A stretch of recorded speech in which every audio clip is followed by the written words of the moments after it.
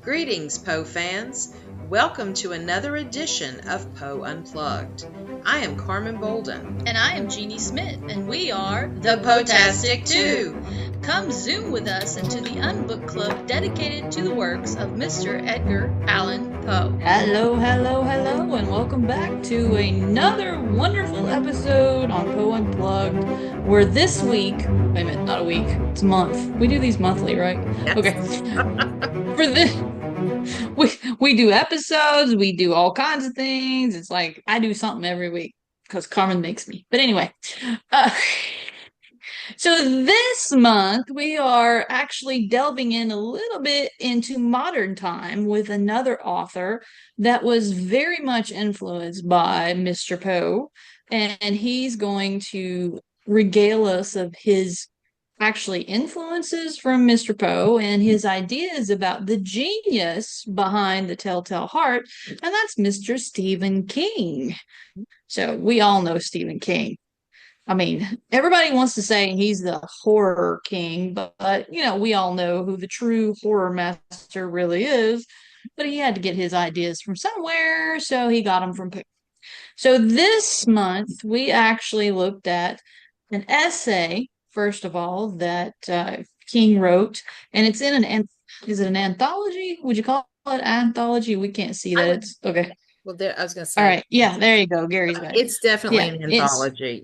It's definitely an it's an anthology. anthology. And read that name for me, Gary. I only got the name of the essay. What's the name of the book?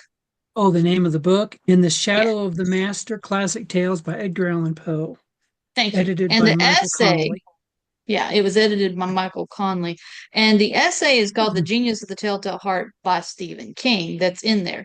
Now, one thing that got me was it's really short. Yes. So, yeah. I mean, I liked it that way because, he was very straight to the point, but it was a little short. It's like his biography was almost as long as the essay. Very true. So that's okay. The one thing I realized, and it kind of made me feel old, was that Stephen King was born in 1947. And I'm like, he can't be that old because I'm not that old. So he can't be that old. Okay. But I was like, no, okay, wait a minute. Yeah, we're all getting old. But anyway, so anyone want to start with the essay? I figure we'll start with that one because it's shorter than the old man's ticker, and I think we might have a lot more discussion about the old man's ticker. I know I got a lot to say about it. Anybody want to start? Anybody? Come on, come on. Okay, I'll start. Anyway, Well, I think the one thing that I love about the essay is in the first part that the man does a lot of public appearances, and he, as usual, as we'd all say, he gets asked one of the most wonderful questions of all: what scares you? Mhm. And I mean, come on, Stephen King, he scares many people. So you got to think, what's got to scare this man? And the two things that he says that leaps immediately to mind is The Lord of the Flies by William Golding and The Telltale Heart by Edgar Allan Poe. I can understand. Lord of the Flies, the first time I read it, I was like, I think the reason it's so scary to me is I could see it happening. And I think that's one of the reasons that most things, when I read the horror parts, it has to be as close to where you can imagine it, but then you probably can picture it that it's happened somewhere in the world. Yeah. That's just me, though. Anybody else? Come on. Well, I read it when I was in high school, Lord of the Flies, as our novel for class. And it kind of felt like I was part of the group because I was sort of the same age. Yeah. Which was kind of scary. Yeah. Yeah. And I mean, well, first of all, planes themselves, as most people know in this group, I have an obsession with air emergencies. So I know way too much about certain air traffic problems that's happened ever since air flight happened. So the Lord of the Flies, that's one of the things that scared me the most about it was I could see that, especially in those early days, there was so many accidents that happened. I mean, think about it. You bought the insurance at the airport before you got on the plane. Life insurance. And it's like, okay, I don't know if we should, worry more, more about that than the actual plane. But Stephen King goes on to talk about how that Sir Arthur Conan Doyle, his Sherlock Holmes is basically C. August Dupin, which I have to agree. Absolutely. It's just like definitely. a continuation. Exactly. Ooh, Will says he remembers seeing the film as a kid and being traumatized by Piggy getting crushed by the rock. Yeah. Oh, yeah. Yes. Yeah, the movie was good. The movie was really good. I remember that. Yeah, there are two film versions, one from 1963 and one from 1990. Oh, yeah, but ours was the old one. Yeah. Yeah, the 63 know one, there was I a think. 1990. Yeah, I haven't seen the newer version. I will say this, because I read it I think I was 8th grade or 9th grade when I read it for the first time, and then teaching it, because I teach that every year now. And I developed a better appreciation for it. I've always liked it, but I've developed a better appreciation for that book teaching it. I got more out of it in hearing the kids discuss it and things like that.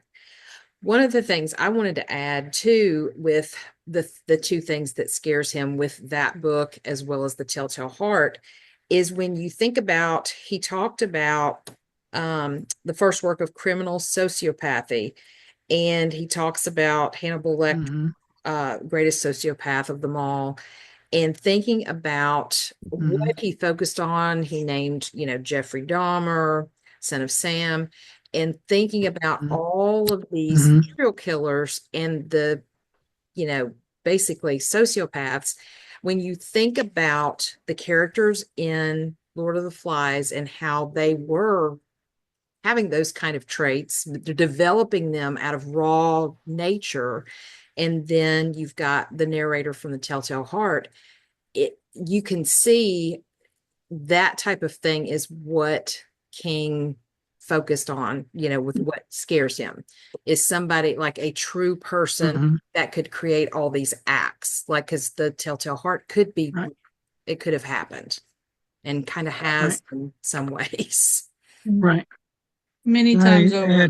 Yeah. Can I add something? Yeah. He's talking about being scared by Lord of the Flies. I remember reading it first as a 9th grader in high school many, many, many years ago. And then as a teacher, a few years after that, teaching it to my 8th grade students. And I can't say I found it scary, but I found it depressing as hell. Yeah. To think that a future could disintegrate. It's like some of the characters, and for the life of me, I can't recall all of their names, but the characters to come out and to be so ruthless over power. And that's not a whole lot different than what we have going now, except people are sneakier about covering it up. And I hate to say that, but that's the way I feel. Anyway, I found the book depressing as far as human nature is concerned. I would agree with you on both counts, for sure. Yeah, it's kind of like the thing like that you have now with Walking Dead. It's not really about the monsters; it's how people react to these situations, like how they turn on each other. So yeah, to me that is scary, because at the end of the day, without law and order, people do become monsters. Yeah. Well, the whole premise is the mob mentality about the nature versus nurture. That's the only thing in my criminology classes that we would always have the biggest debate about: nature versus nurture. What creates? Is it a sociology thing or is it a psychology thing? So it's all about, we all have choices. That's basically what it is.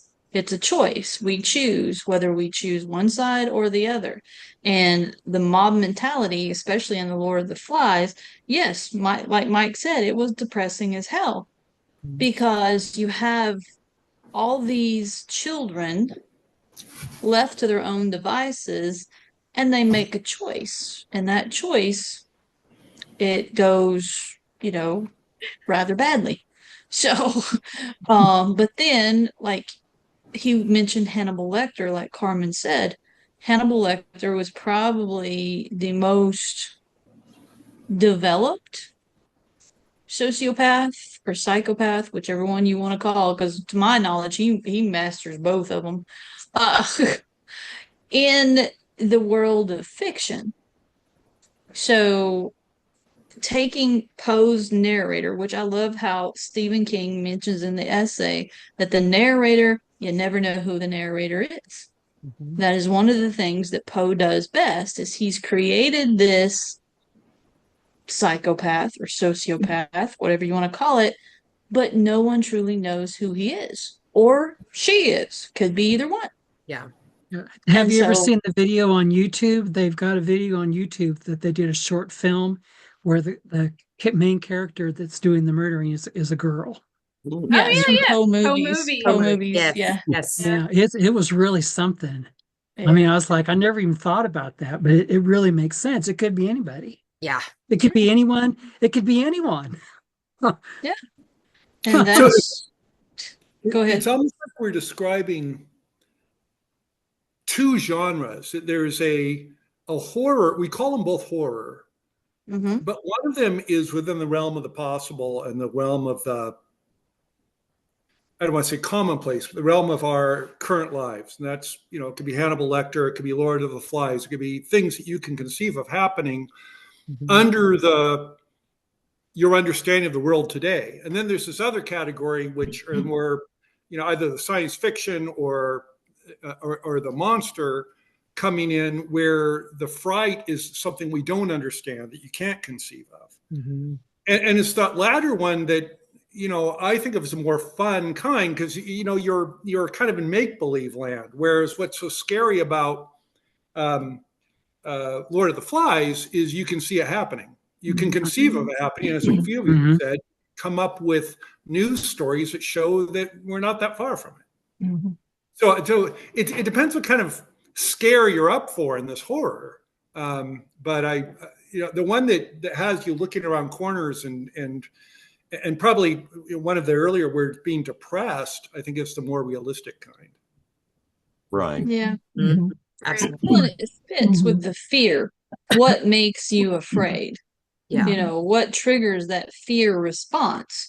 Now, when I was 10 years old, I watched Nightmare on Elm Street with Freddy Krueger.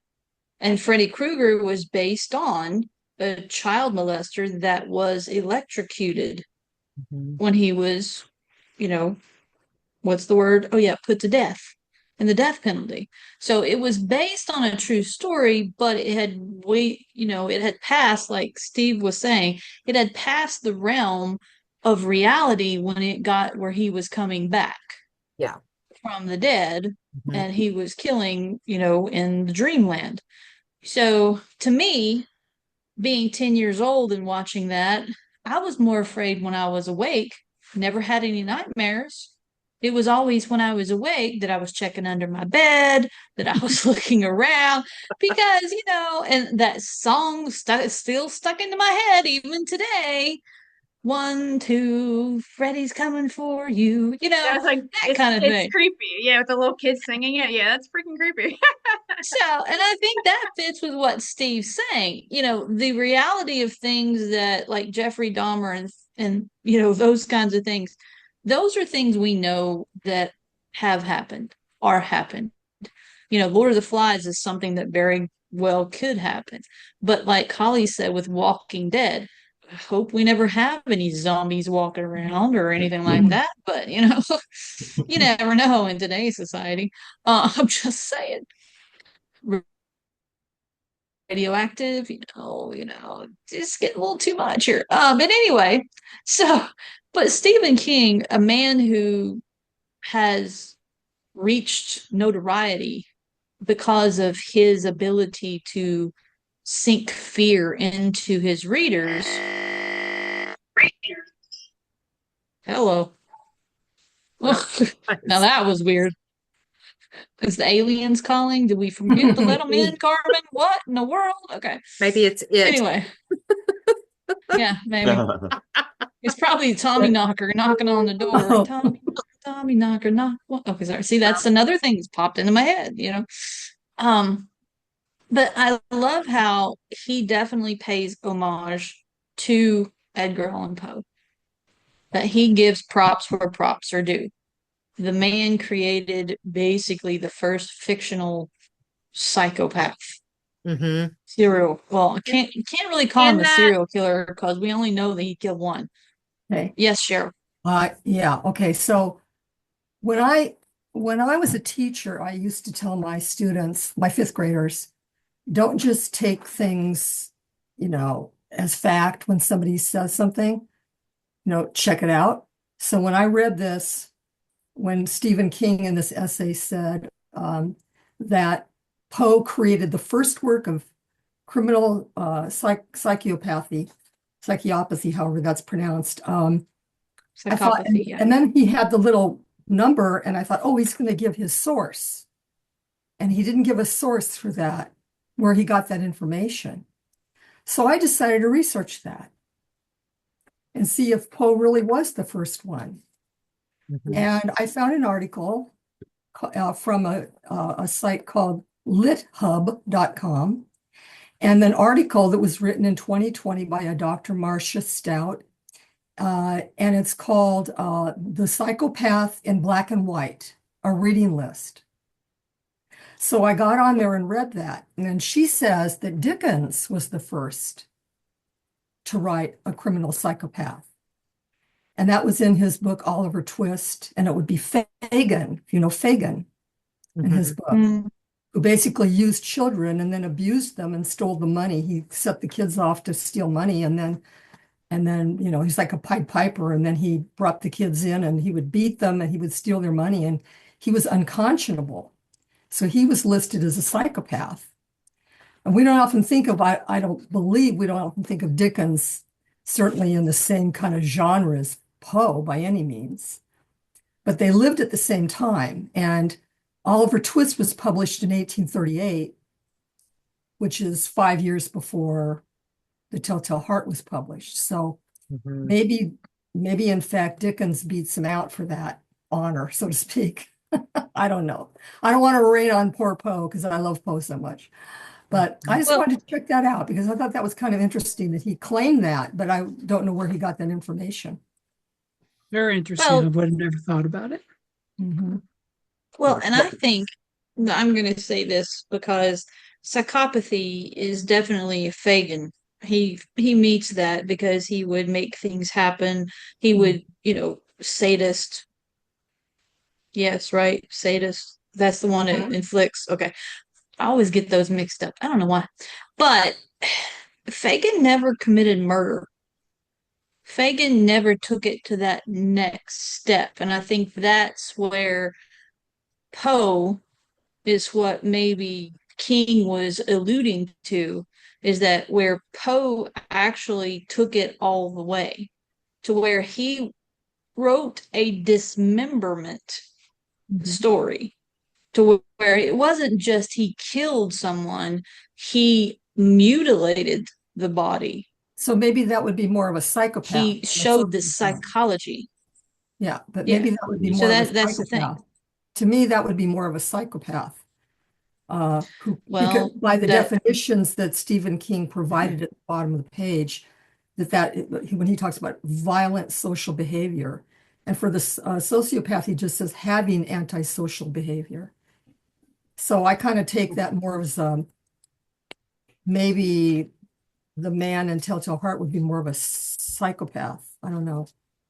I just thought that was interesting.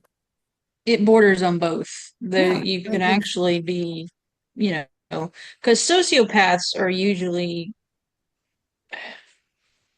created by their social environment, mostly, things that they've been through, like B.F. Skinner, one of the main psychologists of the early 1900s.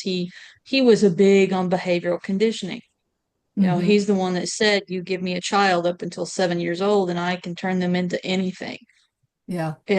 So, and psychopathy, it goes back to the whole nature versus nurture criminology discussion. We all have that evil versus good inside of us. It's all about the choice that we make. And then that's the thing. Sometimes psychopathy doesn't develop. People can be psychopaths, but never go to the point of it being on that scale. But something sometimes pushes them over and they go into that source.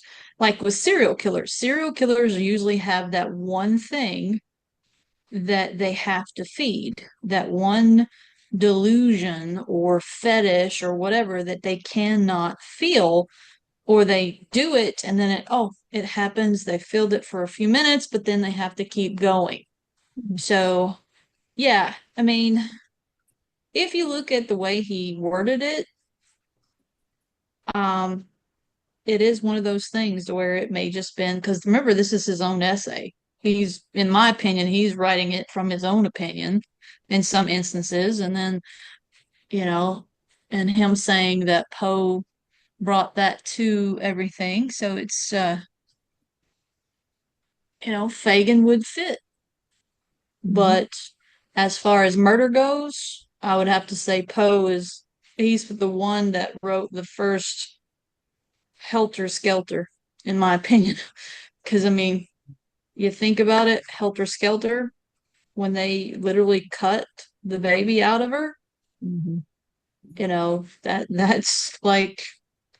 that's more along the same lines, and then there's that other. But anyway, all right, let's move on to the next part, where it's the actual old man's Tigger.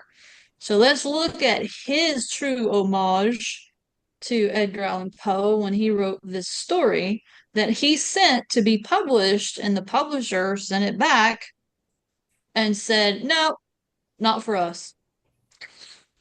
Bye, guys. It was Bye. Bye, Will. I will. See you next Bye. time. See you next time. Have a good night at class. Thank you. I can see why the editor rejected this. Back then, I'm sure he thought it was very vulgar and unoriginal, plagiaristic even. He probably didn't get the idea that it's an homage or it's an expansion or a different way of looking at the story. He just thought that Stephen King had ripped off Edgar Allan Poe because about 5 of the lines are verbatim from the Poe story. Yep. Yeah, I agree. I have a hard time seeing it as plagiarism because it seems so upfront about, this is my source material. This is a pastiche or a homage. But I guess what struck me kind of along those lines is, what does it really add? What insight to the story does it add that we wouldn't have from the original? What's the new contribution in this piece? Well, it just brings it up to the present time, the 20th Understood. century. With dig it used 300 times in the I mean, sure. I mean, I guess I get that. Although I would say the original wasn't that inaccessible. I mean, it wasn't like it was ancient Greek. It was from the 19th century. I guess, I don't mean this as a critique so much as just on the charge of being rejected. I guess I wouldn't see the complaint being as much about plagiarism as much as it is, again, just what's new. What's the contribution here? Yeah, I did not dig it like at all. Like I was actually heated when I read it, but then I read the thing where he says that, he gives credit, he's the master and hopes he's not rolling in his grave, and that made me feel better about this story. I have a lot of respect for Stephen King. Shining is one of my favorite books, but yeah, I just feel like it was. I mean, it wasn't in a sense. It kind of felt plagiaristic just because he just almost flopped out the character names. So like, if this would have been a high school assignment and your student gave it to you, like back in, I know probably something crazy this like now, like you would put it into a computer system and been like, wow, you literally took this whole story and flipped out the names. But again, like we do know his source material, like Steve said, so it wouldn't be truly plagiarism. It's more of like, I guess, like a modern day. I don't even want to use the word parody, but I did not dig it. I mean, as an author myself, yeah, I get called for being repetitive a lot. But holy crap, like the dig it thing, like I get it. I grew up where everybody used to say Mick in front of everything, like Mick this and Mick that, you know, like a 90s kid here. But yeah, dig it, no. And to be honest, I'm only, this sounds so harsh, but if I was Stephen King, I would like find all of those little books that have the story in it and bury them under my floorboards so no one would ever know. Like, I mean, Stephen King is like the modern master, guys. Like, let's keep it real. Like, he is like, whether you love or hate him, I mean, he's like basically since Poe has been one of the major pioneers in horror, psychological horror. And I know he writes other genres, but I don't know. I guess I'm holding him to a higher standard, which is maybe perhaps unfair, right? Because like if one like I feel like if I was a teacher, my student gave this to me, I'm like, this is really good. Like I like how you put your own spin on it. But like, yeah, this is Stephen King who like, and he wonders why they sent it back to him because he did not add anything. He added the one little thing about the ring, which I thought was cool, like the cat ring, which is kind of like a nod to the black cat. So I was like, yeah, but like none of his humor came across to me in it. Like the comment about like the was it black as a cat's asshole or something? Sorry, I'm offensive. Serious curse word on here, Carmen. But like I was just like, I kind of like went like I sucked my face in like a lemon. I was like, you could do better, Mr. King. You could do better. Yeah, and so that was my thought. He could have done better. Well, he talked about rewriting it and then leaving it as is. To me, it's like typical 70s stuff or late 60s stuff. Yeah, definitely. I found it amusing, but I was kind of offended too. It was kind of like, okay, I could see both sides, but I had to laugh. I even read it out loud to my son yesterday. He came over and I said, hey, you need to hear this. And we were kind of chuckling about it because it is amusing in places. Well, I always had trouble with. Oh, go ahead. Go ahead. No, go ahead, please, Mike. please. No, please go ahead. I was going to say, I've always had trouble, be it a book or a movie, when they take a classic and they make it crass. Just always had a problem with that because maybe it's the English major in me, and I had all this classic literature, you know, for years, and then you see something like this, the what the old dude's ticker. I was trying to look at this up, find the title. I don't know. It just but I also had a different reaction to it than because maybe I'm the oldest one here in the group. But I remember Vietnam very well. And I have a very good friend who has been suffering from PTSD from Vietnam for 50 years. And so when I first saw that this had to do with Vietnam, I had to ask myself if I even wanted to read it. But I did. But that definitely colored my my opinion of the piece. And I know that's probably not fair, but it did. Thank you, Cheryl, because I had a hard time reading through it for that reason. I agree. And I appreciate like it when they make it crass too, like you said. Yeah, I don't like that either. Yeah. Go ahead, Mike. What were you saying? No, I was going to say I appreciate what Cheryl said because I was in Vietnam. Okay. Oh, wow. And so I took offense at this story. Okay. I thought it was insulting. I thought one big difference, the question was asked a little while ago, what's the big difference? Or what's the difference in contributions between old dude's ticker and Telltale Heart? In Telltale Heart, we really didn't know much about the guy.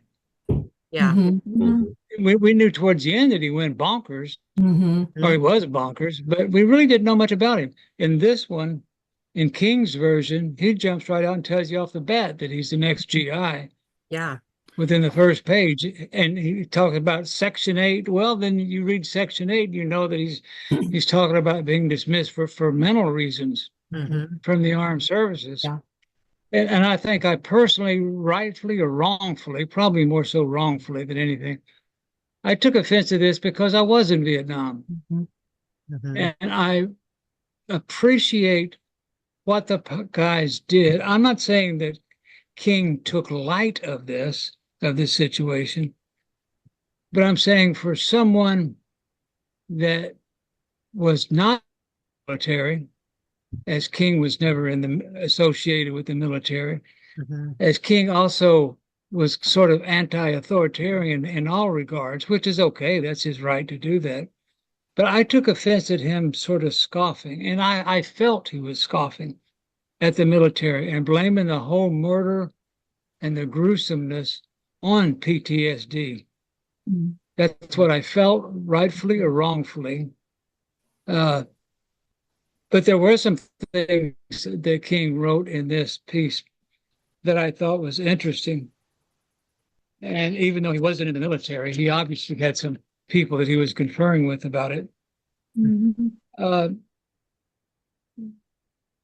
There was the one part, and I highlighted it, but I can't find out where it is right now. He was talking about when the bombs went off or a big explosion. Well, maybe I shouldn't even quote it because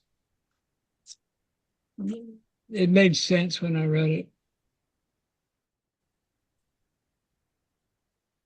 Sadly, war veterans. Yeah, he was deaf, even though he couldn't see it or couldn't hear it. That reminded me of a time in Vietnam where Charlie would come in and throw his rockets at us. He'd always do it early in the morning. And you couldn't hear him out there and you couldn't see him out there. But there was something something in the air that you could just get a sense that something was not right. And that's what he said this in this one part when the old man was lying in the bed. He didn't know what was going on, but he knew something wasn't right. And he sensed it. But anyway, and I apologize if I offended any one of you in saying that, but I was a little bit offended by King's use of Vietnam as a backdrop for this. I thank you for mentioning that King had not been in the military, because that was my next question. Because this friend I'm speaking about who was in Vietnam was born in 1947, as was King. So I kind of I wondered if King had been in the war, but I kind of sensed he had not, or maybe he would have treated this a different way. I don't know. He wasn't in the military. Yeah, it does make me wonder. Kind of getting back to our earlier critique about what's the new contribution. If he had portrayed the narrator in a sympathetic vein and treated the PTSD as something that was unfortunate and something to be pitied, it might be actually a real interesting contribution as a twist on the tale. Because as Poe writes, you don't feel any sympathy for this guy. You see as this crazy who killed the old man. But if this was kind of more of an explanation about why, in a way that wasn't mocking him, but was sympathizing with him, it might be a worthy twist on the tale. Yeah. What I was going to say is, sadly, war veterans were an unfair and easy target for a while in literature, movies, and TV. We've seen so many crime episodes in which a Korean War veteran and then a Vietnam War veteran later comes back home but is crazy in some way and acts out. It became a boring cliche, and it wasn't until a few years later that more thoughtful, rational depictions of war veterans began to emerge. Yeah, I think that one of the things I found offensive is that I remember coming back from Vietnam, the commander got up on the airplane as we left Benoit and said, when you get back to the States, if you step off the plane and if there's a crowd of people out there and they're spitting and throwing at you, put your head down and keep walking. And I thought, ain't that some crap? And then I read this where I don't say he's mocking. I'm just saying I don't think he's paying enough respect. Well, Mike, in case you guys don't know, Mike is my father-in-law, but him and I had talked briefly about this. But remember how you had also said about when he admits that he actually killed his superior officer or whatever. right? Because that could also be maybe a political stand. This guy actually killed his higher up guy, and that how so it wasn't his first murder either. Yeah. Yeah, he Yeah. was an escaped, and Yeah. this is where it kind of got for me, like what Mike's saying. My uncle was also served in Vietnam. And when he got back, not only did he have to face like what Mike was saying, but he almost killed my aunt because he was so far. And he ended up spending like a year and a half in a VA medical ward for the for the psych ward. Um, and as you probably did, Mike, I don't know if he did or not, but he became dependent upon alcohol because it was the only thing that could shut off what he had went through over there, and he became an alcoholic. And so it took a long time, but what really kind of put him back on the focus is when he tried to kill his wife one night because he heard her moving in the house, and he was sleeping behind the couch in the living room because he had to be at the lowest point. He had to have every open area around him. And like Mike, one of the parts in there that I was going to read that you were talking about was about how you could hear everything. You would sit up, like the black pajamas. That's one of the things he was saying in there about waiting for the black pajamas in the night. And I remember my uncle, he never would tell me the story. My aunt was the one that told me the story about what happened to him before he got to come home. That during the night they were in a pitch tent on a recon and they were out in the jungle. And the next morning, as the sun come up, when he woke up, the guy in the tent next to him had his throat slit. And the only way that he survived is that the sun came up because he had heard just as he woke up the guy leaving the tent.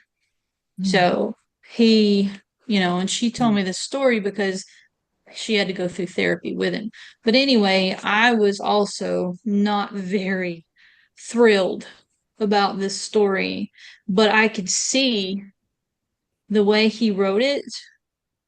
He wrote it from a point of view of someone that had no idea and had nobody in this, had not experienced anything with military, had not experienced anything like that. I mean, the man was 25 years old.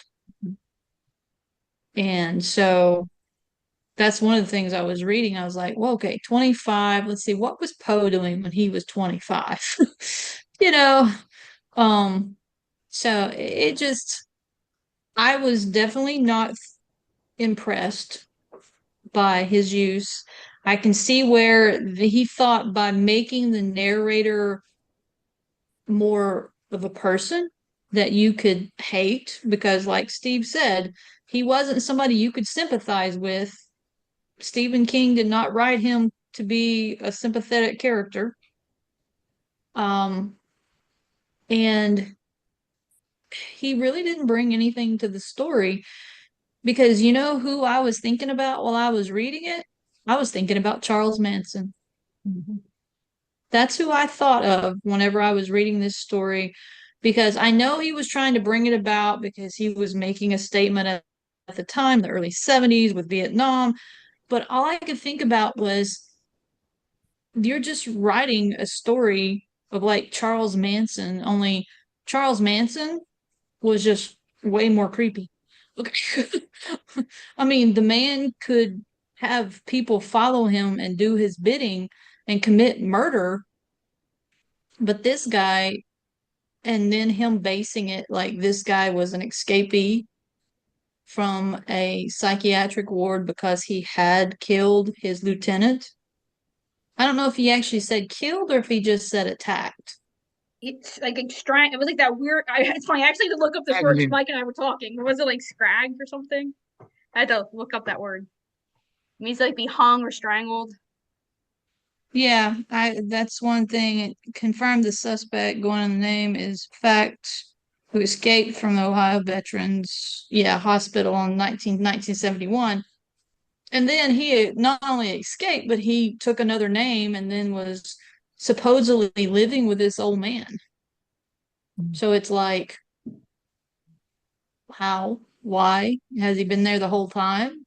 Why now? After 3 years? The Supposedly eye. It was the yeah, eye. took 3 years for the eye to push him over the edge or whatever. But I can, like Dr. Jeff said, I can understand why they sent it back and said, not for us. I can Because, too. yeah, that would have been. I think it would have been very insensitive to veterans and active members of the military at that time, both. I mean, it might have ruined King's career before it ever really got started. Yeah, you're right, Carmen. He's lucky they didn't publish that when because now he can do no harm, but Right, yeah. right. And, and it's very hard to find the copies of where it's published. Well, I saw 3 of them. You guys have all of them now. Oh yeah, I love that cat in your background. Oh yeah, that's Gorbat. She's my 22-pound girl. That's what I'm saying. She scares me. I hope she doesn't break anything when she's up there. Oh, she's staring at you now. She knows you're talking about her. You better watch it. Looking at you. Well, I totally agree with everyone. This story did nothing for me. I honestly, well, I was alluded to earlier that I'm very sleepy because of traveling this weekend, getting very little sleep, and then not going to bed early enough last night. So I haven't talked a whole lot tonight because of that. I fell asleep reading it. So, but it was so just different lens, not even different lens. It was just like it was almost like Poe Mad Libs. He just changed out the characters and put some different twists. The only thing this did for me, and it really goes back to Poe, and because in King's version, he focuses on, the eye, as Holly just said. But he also, besides talking about the film, the cataract on the pale blue eye, he also talks about the white gloves, the white cotton gloves. And he kept saying that, a few times. And so then it started, and this is not something I've really focused on when I've read The Telltale Heart. And I've read it a million times. Unfortunately, I've never gotten to teach it to students just because I haven't been in that grade level. But then I started digging into color representations of, just figurative meaning behind everything, because that's my go-to for when I'm teaching. But looking at, obviously the first thing we think of usually with the color white, we think of purity, but then just looking up other words, cleanliness, new beginnings, light. In Eastern culture, sometimes it means death and transparency. And then blue, we think calm, serenity, sometimes depression. What did I else start writing? Water, sky, loyalty, trust, justice with the police, like a blue uniform, even though that's darker and not pale. And so then I started going back thinking about The Telltale Heart and thinking of Poe could have used a brown eye, a green eye, a hazel eye. Why did he pick blue? And so was it showing this man who, the narrator, is depressed, but it's also the opposite of justice. It's injustice what he did to the old man. So I started looking for all these the antithesis of all the different meanings. And so that's the only thing that this story that King wrote did for me. And I say thank you, but let's put this away forever. Yeah, last thing I want to say about this is on page 120. If anybody's got your copy in front of you, on page 120, there's the next or the last full paragraph. I read that about 10 times trying to figure out what in the world he's saying. When he's talking about the white gloves that Carmen was just dealing with. And he talks about slapping those short sticks into white palms, white like the cataract on the old dude's eye. Yeah. Anyway, and then the last sentence it says, "It was the old dude's ticker. It made me even madder. The way beating a drum will make a GI feel ballsier." And I just don't know where he was trying to go with that paragraph. Does that make sense to anybody? I'm sure it does, but not to me. I don't Yeah, understand what I it's saying. mean, kind of like I know, like I use it a lot in my own writing, like because the drum is supposed to be like a summons to war, so it kind of gets you like pumped up, kind of like a rock Yeah. song at like a pep rally kind of thing. At Uh, least that it's second it's a part. it's a mockery of one of Poe's sentences. It increased my fury as the beating of a drum stimulates the soldier into courage. Hmm. So Oh, Yeah. he was doing a well done. spoof or takeoff on that sentence. Okay. Okay. Way to go, Dr. Yeah. Jones. Probably. Yes. Yeah. Okay, thanks. I'm done. Well, the one thing that really pissed me off about him using the MPs and the white gloves had nothing to do with the color. It had to do with him mocking authority. Because with I mean, white gloves were standard, especially in dress uniforms. Mm-hmm. And then them using the sticks and him using that tone or saying about the sticks hitting the gloves and then the white gloves because and a person who has a real aversion to authority knows that the white glove is like a symbol for they think they're right, you know, that white glove is like saying the white glove thing of where they are, checking you and all that. So it just, that was where it started getting really, really bad for me. Cause I'm like, dude, you're not only dissing the MPs, you're dissing the military as a whole, and you're dissing authority by all means, which, it it is his right. It is his, it was his writing, it was his way of putting it in that time period of what was going on. He was, in my opinion, I think it was Stephen King's way of sticking it to the man in the military because Yeah, he I probably agree. was one of those that was spitting on them coming home or didn't even care, or he felt that we shouldn't have been involved in Vietnam and to begin with. So who better to take it out on was the soldiers that got sent over there, not the people that sent them. So Which is I think that could well be. I guess as a 25-year-old, he might just have been trying to play off this idea of the beating of the heart and coming up with a military, because in Poe's story, the narrator thinks he hears the beating of the heart, and in this case, it's like he thinks he hears the beating of these batons on the white gloves. So could it be as simple as he's trying to come up with something that a military person would react to rather than Poe's story? could be, especially if you have a military veteran who keeps referring to that he's not Section 8, that he's not crazy and has escaped from a mental facility after, scragging his lieutenant. So, that could be one of the things that pushes him over the edge is not just the beating of the heart, but the beating of the heart reminding him of, oh, wait, I'm an escaped convict.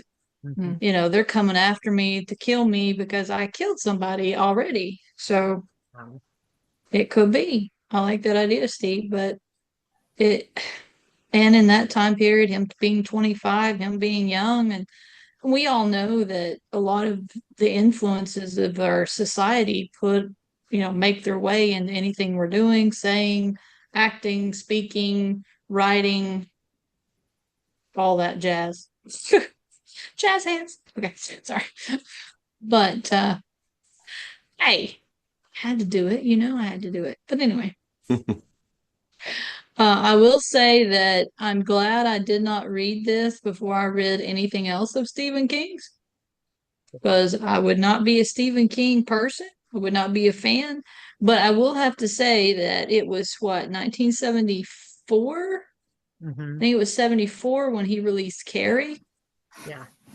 He wrote Carrie and released it, and then what, Salem's Lot was the year after. Yeah, I think that's what you were telling me earlier. Yeah, I think Shining was 79. Yeah. Yeah, Shining is close to there. Yeah, Shining. I love The Shining. I love Jack Nicholson. I love Jack Nicholson. I love Jack. I love like Jack in the book. Like seriously, he's like one of my serial killer. Like he's not really a killer, but I have like such a crush on Jack. I love Jack. Yes. In the book, not Jack Nicholson. I would like to just say that. Yeah. Hey, they could have picked a better character for that than and Jack just remember, Nicholson. Jack Nicholson made. He's iconic. Well, he made one of his early debuts in Roger Corman's The Raven. It's Jack and Boris Karloff. Right. So where he was a stud before he became like this really creepy horror guy. Yeah. Before he went creepy. I never realized that Jack Nicholson was so attractive until I saw the old Raven one. And I was like, is that Jack Nicholson? I had to like look. I was like, oh my goodness, it is him. Wow. Yeah, he was in Stephen King's The Shining that put him that way. Yeah, that brought out the creepy. Well, they said that. Why am I having a name blank? Like on her name. She just recently passed away. The one that played his wife, that played Wendy. Shelley Duvall. Thank you. Like they said, like she like really never acted after that. Like she had a complete mental breakdown. No, in fact, what's his name? That was the director. Was horrible to her. Yeah, Kubrick. Yeah, Stanley Kubrick. Really mean to her. Oh, yeah. And supposedly the reason he was so mean to her is he was trying to get her to act, which I guess it worked because she did act. Yeah, I mean, she was great in it. I think it's one of her best roles, honestly. Yeah, I just saw a thing today. They're like that she cried so much on the scene that she actually ran out of tears, and that she had to keep drinking water so she could produce tears. Right. And she was always like constantly like No, she did a great job. He was really awful to her to access, but supposedly he was trying to get her to act, and I guess she was kind of afraid to. I mean, he got her to act. Yeah, I mean, she was very nice way. Yeah, because I think that scene with the axe where they're on the steps towards the end, I think they said they shot it over like 100 times. And something of course, like that. but Jack Nicholson had said like, yeah, I'm a boss. I was doing everything perfect. Like he said, like nothing was said to him, but it was like all focused on her. Like you're horrible. Like you redo it. She's like, but yeah, no, it was. I mean, it's I don't know if you guys. I know we're not talking about it. I'm just gonna say, like the miniseries is so much better. If you guys caught the Shining miniseries that Stephen King actually like helped direct and everything, it has Steven Weber in it as Jack. Right. Perfectly casted, in my opinion. So yeah, if you haven't checked that out, check it out. I think it's way better than the Jack Nicholson movie, in my opinion. Yeah, Dr. Jeff, it has more of the authentic plot, not as much stylization as the Kubrick film. So, it gives you the story in a better way. Okay. Yeah, more true to his ending. Obviously, the ending. I agree. Is a big difference. I mean, I think Kubrick's is good for what he did, but it was not a good representation of the story, really. Yeah, agreed. Yeah. Agreed. And Steve and Dr. Jeff added, Steve said, if you thought Jack Nicholson was a stud in The Raven, check him out in The Terror with Boris Karloff. And Dr. Jeff says, watch for the clips from The Terror in the outstanding film Targets. Okay, cool. Okay. Yeah, if not, I will have to check that out. Yeah, were those movies or were they like a TV show or something? No, movies. They're Targets in the late 60s, Peter Bogdanovich directed it, is another story of a psychopath. Oh, okay. And it's unforgettable. It's different from anything you've ever seen. So it's worth watching if it comes around on Turner Classic Movies or somewhere. It's called Targets? Yeah, I've never even heard of it. Yeah, I think 1968. For that. Directed by Peter Bogdanovich. Boris Karloff is in it, playing essentially a version of himself, a retired old horror actor who has been passed by the world. But he really should have been nominated for an Oscar for it. It's one of his best performances. It's a very good performance. Say the name of it is Target? Yeah, Targets. Plural. Targets. I bet you it's on YouTube. That's a creepy movie. Yeah. Mm-hmm. Yeah, Steve, you and I talked about that movie one time. And you said you didn't like it. Yeah, it was You're weird little movie. And Something you would Cheryl, not I think you agree with you. Forrest Goff would be in, but Yeah, I agree with Cheryl too. Boris, Boris. yeah, Boris was definitely a stud. Yeah. I've always had a crush on him since I was a kid. Yeah. In that Black Cat movie that you guys didn't like? Yes. Yes. What are you talking about? Yeah. Black cat movie you're talking about. I have no idea what you're talking about. Oh. No idea what you're talking about. Okay. All right. Yes. Well, any other thoughts Mhm. on the essay, the old dude's ticker, or the Telltale Heart? Yes, the Telltale Heart is my absolute favorite Poe everything above the Raven. The Telltale Heart is my favorite. I just want to I know I've said it like a billion times, but I absolutely love it. I think it's brilliant. And about the essay, like the unreliable narrator is like one of the biggest like tropes in the genre of horror psychological thrillers. It's one of my favorite to use, and I absolutely love the Telltale Heart. Thank you, Mr. Poe, for it. Yes. And Yeah, I have read the story aloud to my students at Tennessee State University many times, and I tell them that at the time this was written, it was the scariest story ever written. The reading public had never read anything like it. They were shocked at the violence and the gore.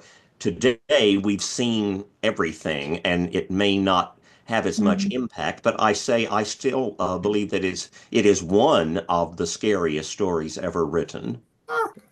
I used to read it to my fifth graders and they loved it. oh wow. Oh, yeah. They did.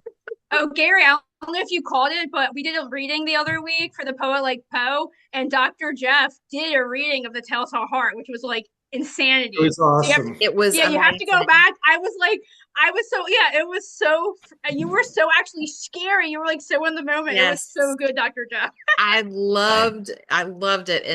And go check it out on our YouTube channel, Poe Unplugged, because it will be ever there forevermore. Forevermore. Good.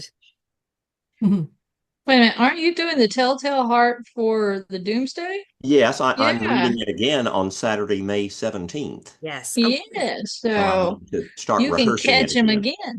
again. Yes. We'll be live streaming on YouTube again for Doomsday. The countdown is on. And for 8 hours straight of Poe prose.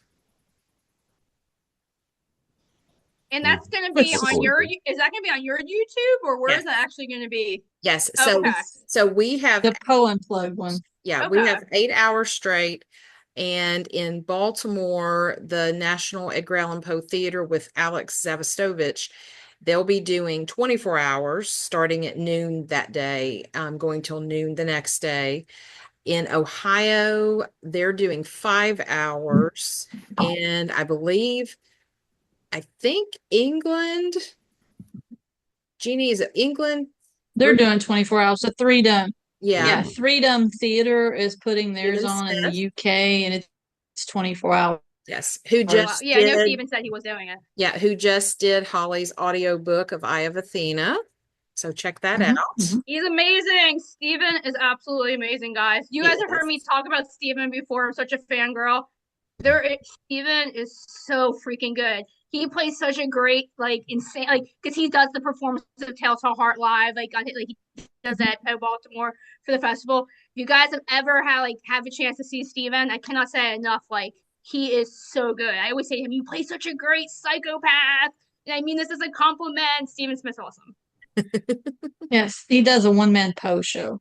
Yeah. So I just looked really up that movie. I just looked up the movie Targets. It said it was made in 1968, and it is on YouTube for 1 hour and 32 minutes. Oh, awesome. Oh, cool. Okay. Cool. Okay. Yeah. Yeah. So I can add it to my watch list. I can add that to my watch list again, along with, I have a lot of watch lists because it's like, oh yes, Me keep too. finding things, especially with Poe things. Oh, I know. So next month we will be reading The Spectacles, Spectacles. by the choice that you guys decided on, which we were totally cool with. And that will be May 27th.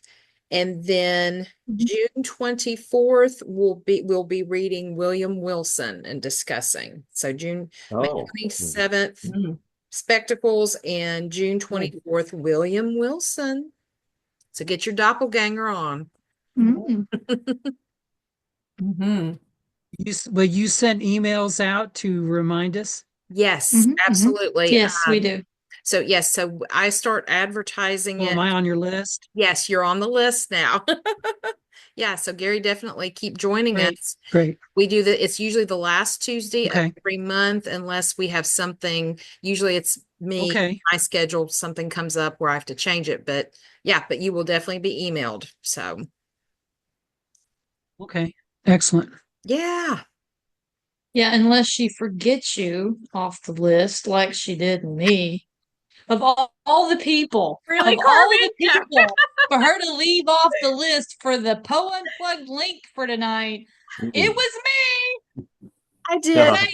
I Wait scheduled. a minute. Did you put it out? I schedule it the night before, and I always copy 6 Degrees email, Jeanie. And for whatever reason, I blame it on being sleep deprived. And so this afternoon, I talked to her, and she goes, "Hey, did you send the link?" I said, "Yes, it came out at 8 o'clock this morning, Central Time." And she goes, "No, it didn't." I said, "Yes, it did, because several people have emailed me back." Freudian slip. Oh, wasn't me. I wasn't one of them. Yeah, nope. It really wasn't. Sorry. I thought, yeah, I see how it is. Yeah, and then she goes, "Well, you would have texted me anyway." I'm like, that's not the point. Hello? But anyway. Yes, but thank you guys for joining. So I think we have bashed Stephen King enough. Yes. Yeah. There's another short story, Go if you ahead. want to go outside of Poe, that you might want to read sometime, by the great Robert Bloch, author of Psycho, The Man Who Collected Poe. I've read that. It's good. Yes, I've read that. Yeah, it's very good. Yes, it's very good. I want to mention another great writer, Richard Matheson, who wrote I Am Legend, The Shrinking Man, Somewhere in Time. But Stephen King dedicated his book Cell to Matheson. He reveres Matheson and admits that he has been influenced by Matheson because, in his words, Matheson brought the horror home. We were talking about horror in everyday settings, which I find much scarier than, ancient castles with clanking chains.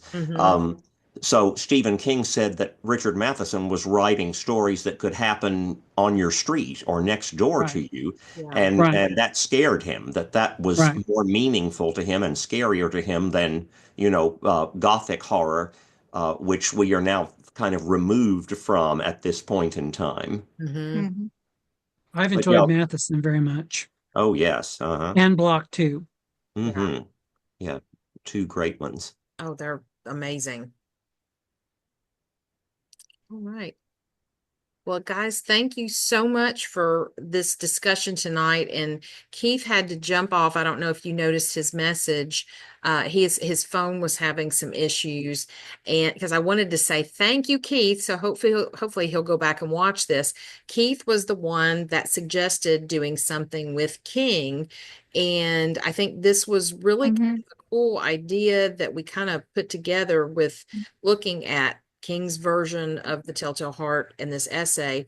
And to me, I think, this book has so many, I was going to say, I don't think it'll come through, but it has so many different, essays in here that I think we can go back to it. Yeah. Thank you, Gary. That we can maybe down the road look into looking at some of these other essays and comparisons and things. So it made for really a unique discussion tonight. Yeah. It was really enjoyable. Yes. Well, I think it makes a unique discussion because it's looking at people who, let's just say it, are known for their writing, because they're the the Telltale Tellers. I don't know why the heck I got into that, but anyway, they're the main people with the groove now, doing what they do, and so why not? Let's talk about Edgar Allan Poe from their points of view. Yeah. Listen to how they got influenced and all that, and see how much that they align with the way we think and how we got, involved with Poe, and or how weird they go off the rails with. All right, who's hissing? It's not me. Sorry, that's Mr. Bad and Vincent fighting. Sorry. Oh, okay. I was You have a cat named Mr. Bad. No wonder why. like Mr. Bad. You're condoning it with a name like that. Like, yeah, just be you, honey. Well, I thought it was mine missing it. He leads into it. There you go. He deserved it, right? Okay. Well, and I was going to say, just in looking at the table of contents of the book, there is an essay. Let's see. Hold on. Well, there is a William Wilson essay written by, looks like Lisa Scottoline, Identity Crisis. We might want to even, I'll probably add that on the promotion of it on our website for June, because that would be kind of cool to read that and get another author's point of view of it. So, yeah. Now, what are we doing in July? We haven't decided. We talked about what we're doing in July. No, we haven't decided. I can't remember. Okay. I flip something.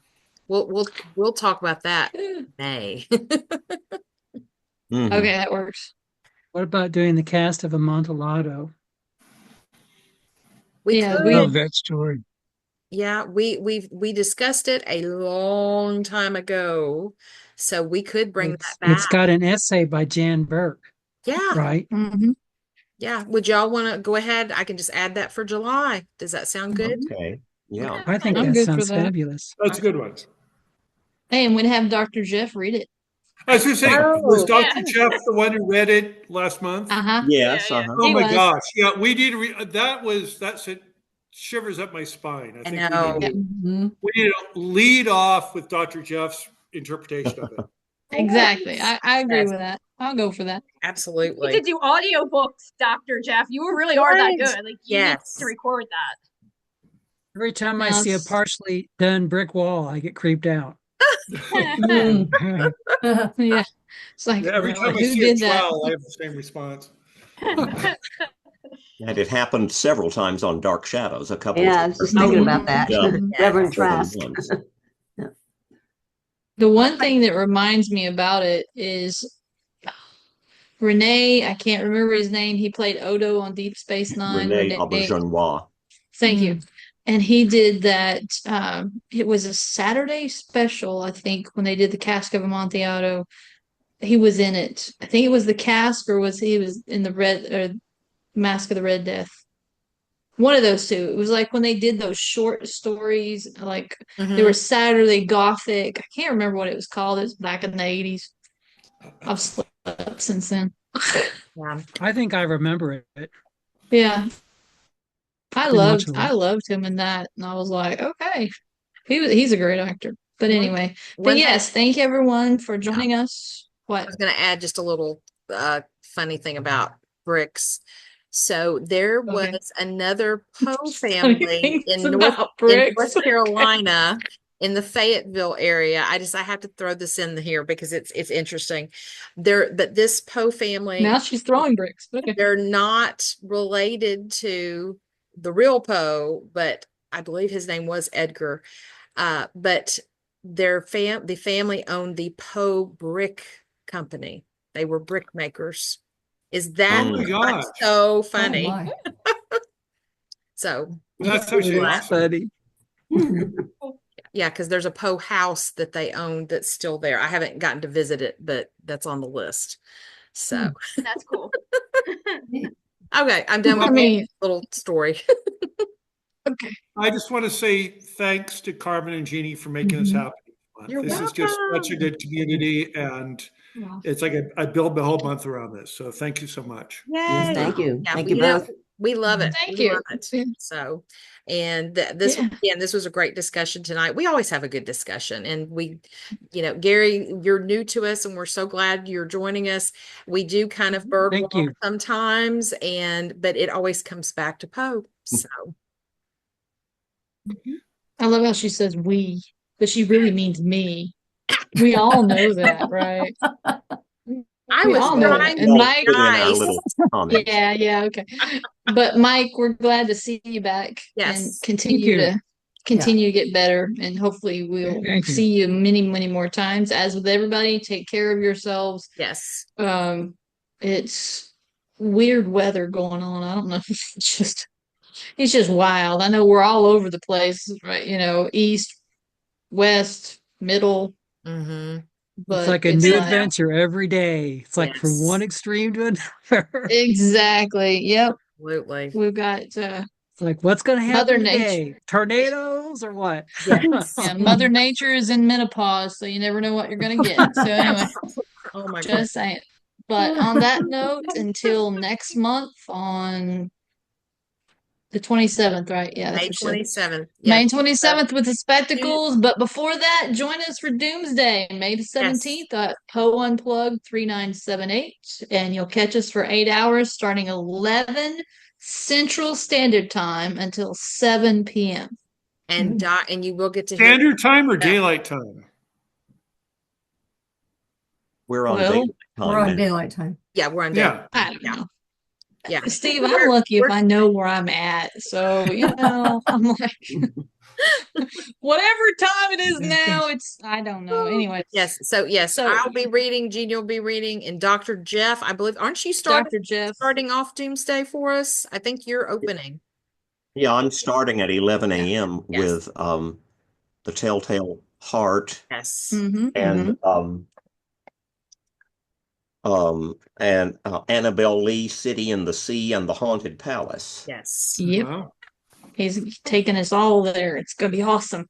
Yes. So he's kicking it off. So yep, he's kicking us off as we're kicking everybody else off. Get out! Come on!